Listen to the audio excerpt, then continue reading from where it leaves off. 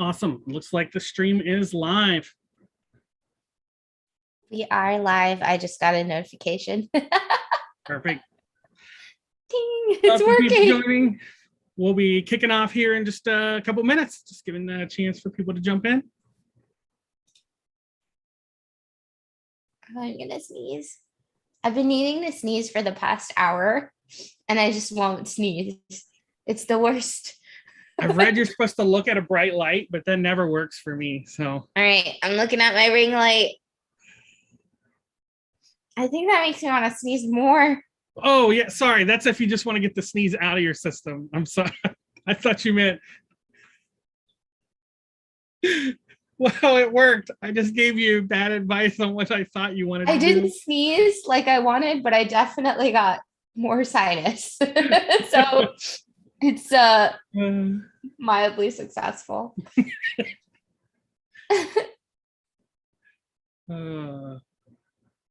Good morning, 4 viewers, one of which is me. Welcome, Fatima. It's finally Thursday. It's been a long week. Yeah.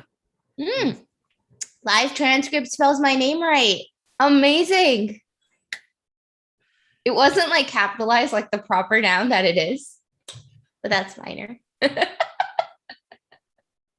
I'm glad it's coming through. I was thinking maybe for our next tech showcase, if we get this sorted out for the whole show, we could share a little bit about like, hey, here's how to share some Zoom captions. Yeah, it would be really great. I have an item to like look into. How does Twitter do captioning for videos? Does Twitter do captioning for videos? If not, we should play around with the studio and see if we can like move things around. That'd be great. Well, I can get started. All right. All right. Welcome to Bolts and Bytes. This is a live stream production brought to you by Pantheon's developer advocacy team. On this weekly series, we're going to be sharing what's new in the WordPress and Drupal communities, as well as updates on stuff we're working here at Pantheon. We'll also chat about events, developer tools, and spotlight our community, which is going to happen a lot today coming up. Yeah, I think we should start naming our episodes in the future. And I feel like this one is like, it's all about community. I'm your co-host, Fatima. And I am. Oh, go ahead. No, I was going to introduce you. And I'm John Richards. We're on the developer advocacy team here at Pantheon, and just trying to share all the exciting news going on right now. I realized I should take down the stream is starting soon banner because we did just start. So for the first thing on today's show, we're going to share some more updates from Pantheon. Autopilot, which we gave you a little teaser of last week, is now available for all gold tier accounts and higher. And you can begin using it from the new dashboard by going to Autopilot in your global navigation. And John, I heard you're going to give us a little demo. Yeah, let's take a sneak peek here at how you do that and kind of what some of the settings are here behind the scenes. So first off, if you've logged in, I know I talked about this a little last week, but you will need to go to the new dashboard to try this out. So make sure you click up here. If you remember last week, there's a way to go in your settings and you can set this as your default if you like it and want to just start using it from there. So once this loads up, you'll see over here, we have the option to jump into autopilot. Let me make sure. Oh, I'm already on the right. Switch. All right. So I'm going to switch over. My personal account just on silver doesn't have access. So you'll want to make sure if you're wanting to try this, that your account here is gold. That's when you get access to autopilot. So is that a coyote? Make sure you have the coyote. That's way more memorable than gold. Are you coyote team? All right. So from that site, sorry, I kind of clicked too quick there, but there's a list of your sites. Once you click on this autopilot button, and that will take you in here to where you can manage that. So maybe we'll get a chance to walk through and show like how. So autopilot in general is a way to do visual regression, as Fatima already called out. But I want to show here today kind of the settings behind the scenes, and then maybe in the future we'll get a chance to walk through and look at how you like manage those as well. So if you want to go in here and play around with it, you're like, what can I do? How do I make sure this doesn't update things I don't want? You have the option in here to kind of flag what you want autopilot to take care of. So there's upstream. This is going to be your core updates from WordPress or Drupal. Then an option here for modules for a Drupal site or plugins for a WordPress site, and then themes as well. And I should say autopilot is available with integrated composer, and so you'll want to make sure you're on integrated composer to use autopilot. Okay, so you've got those three set up what you want. Next, you can choose where it deploys. So what's going to happen is when an update comes in, it's going to take a picture of your website and then take a second picture after the update's applied, and it'll do this in a multi-dev environment. And so you could say, hey, if it passes that test, where do you want it to deploy? So we can deploy this up to dev or all the way to live. You know, if you're managing one site, probably don't want to go straight to live. But if I was talking to some people this morning, they're going to have 200 websites that they're managing. Wow. Upstream. Yeah. With 200 websites, you definitely want to automate that. Yeah, I was like, you don't want to have to click test dev live 600 times, I guess, if you do it across all three of them. So this can really speed that up.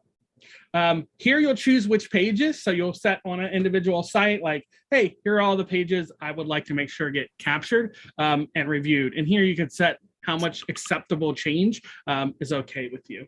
And there's an option to exclude some pieces down here. So if you've got some elements or plugins, if you've got like a module that's pulling in a Twitter feed onto your page, that's going to change every time. And so you'll always have this variance. And so you can exclude using CSS a whole section of your site to make sure that's not part of it. So some really cool things here. I recommend jumping in, throwing this on a site now and playing around with it, see if it's working well for you, and then find ways that you can work this into your workflow. Hopefully this can be a little bit of like a extra CI process for you. Yeah, this is really cool. I love it. Thank you for this walkthrough, John. No problem. Thanks. All right. I've lost total track of where I am in my notes. So coming up next are updates from the Drupal community. Oh, thank you. Yes. We've got some exciting news coming up in the Drupal community. This week is the first ever DDI camp, Drupal Diversity and Inclusion. It's an independent working group within the Drupal community, and they're holding the first ever one. So check it out. Their aim is to bring new voices and important topics together into a relaxed and fun virtual conference. I'm extra excited to talk about this because the mastermind behind this whole show, Fatima, is going to be speaking at this conference. So you should definitely check it out. Fatima, I know you've got some of the schedule there. Can you tell us a little bit about what's going on at DDI Camp? Yeah, let me just get my screen shared so that we can take a look at that together. So I'm personally super excited about this. A couple of years ago, I was the leader of Drupal Diversity and Inclusion. So it's like very near and dear to my heart to see the organization move so far ahead and make so much progress. And I'm excited to see like 2 years from now, like maybe we'll have a whole conference. Like how cool would that be? And so if you want to register, you can check out the camp at DrupalDiversity.com. I wanted to kind of look at the session list together, John, and just look at things that I think are really interesting. Let me actually click to the schedule. Everything's on their website, which is really cool. And everything will be happening on Zoom, and it starts tomorrow morning. Track 1 has some really cool stuff. Edmund is giving a talk about their journey from becoming a veteran to then becoming a Drupal developer. I personally really love these being human stories, John. I think they help you really connect with the person, but they also give people a lot of inspiration. So I'm looking forward to this one, as well as Distraction Development by Jeff, because I think this will also really increase awareness and share a lot of really important things. Yeah, something I'd add here is that, like, if you're watching and you're from the WordPress community, these story-driven ones, like, there is so much you could still learn from this, even if you don't do Drupal development. The stories and a lot of the challenges are so similar. So I'm sure they would be happy to welcome you there. As a WordPresser who has joined lots of Drupal events, I've only ever felt welcome. So just encourage you to check it out as well.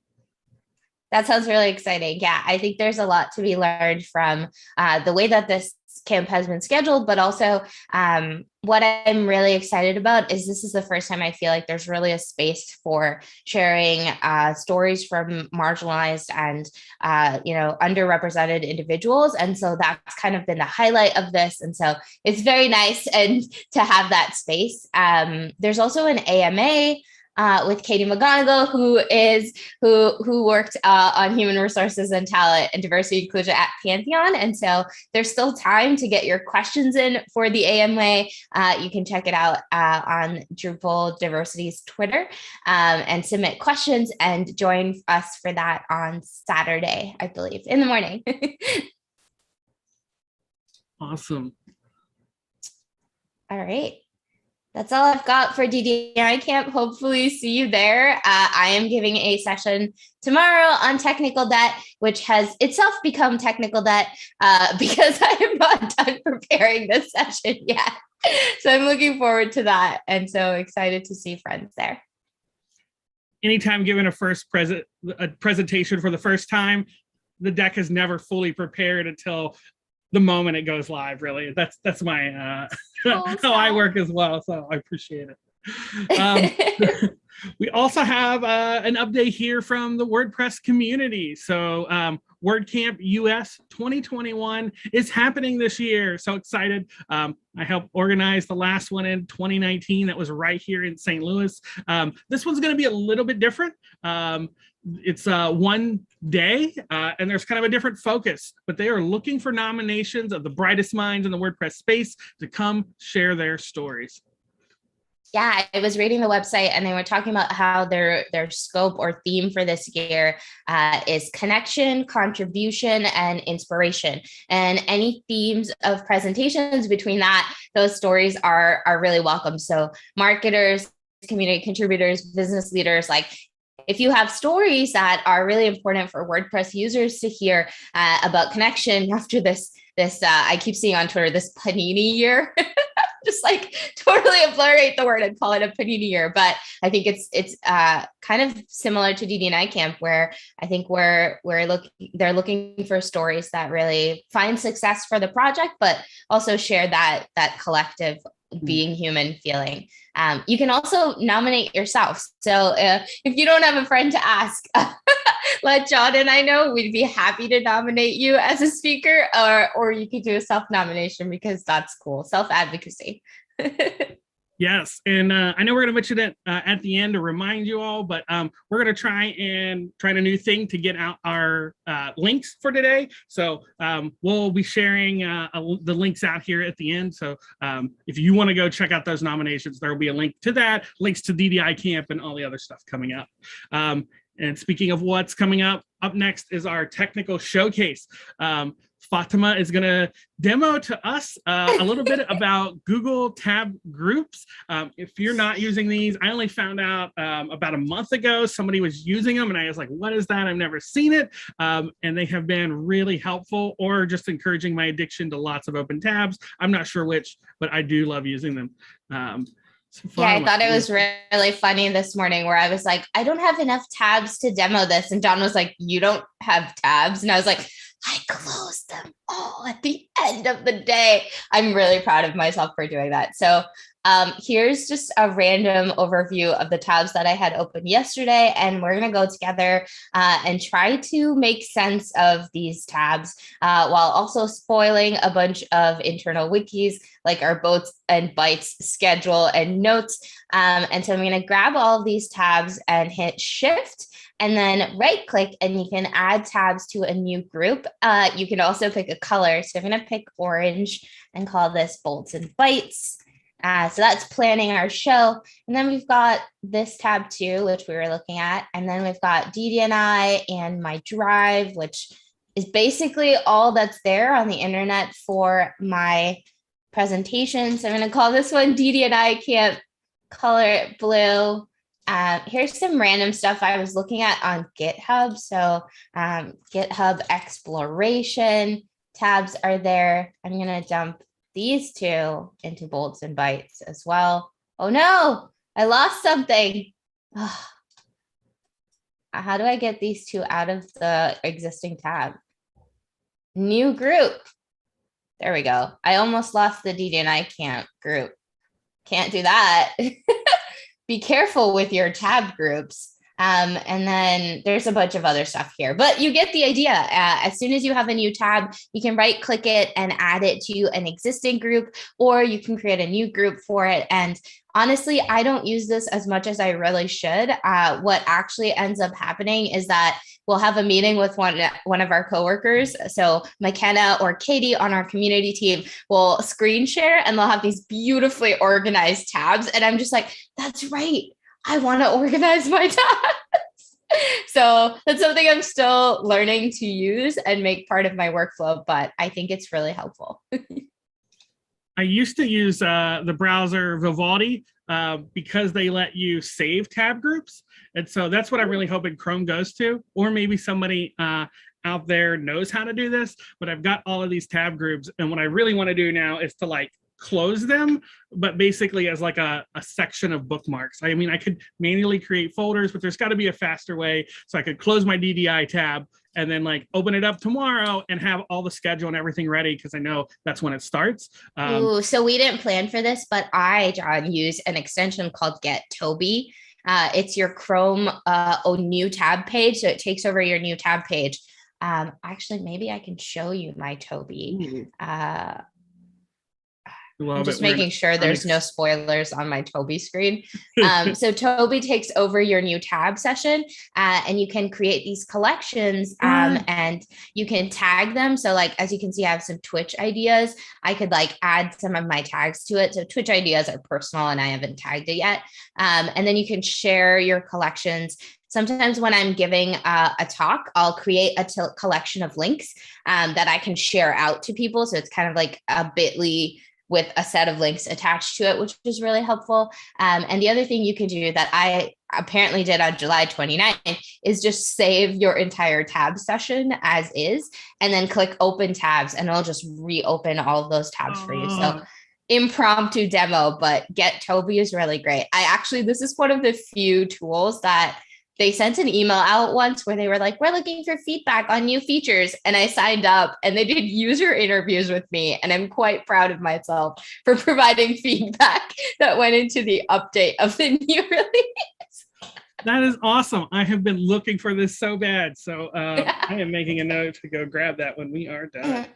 Yeah, I have to add it to our gist with the show notes, but sounds great. I'm glad I could help. I love sharing apps and tools. Well, thank you so much. Yeah, and thanks for doing the live demo there. I love getting to learn some new stuff. All right, so every week we're also trying to make sure we take time to celebrate wins from the community. And this week's featured win is shared by Amy June, and it is the Contribution Mentor Summit that's coming up. And I really love this. So it is a summit for people who are mentors in the Drupal community. There are mentors in the WordPress space, but it's very informal. And I love that this Drupal community has like doubled down and they're educating these mentors. I think it's something that we could learn from over in the WordPress space. And so when actually our next piece is going to end up being about giving feedback, and I think that will be my piece of feedback. So Fatima, have you had a chance to look at this amazing picture on the front of the contribution? Oh, yes.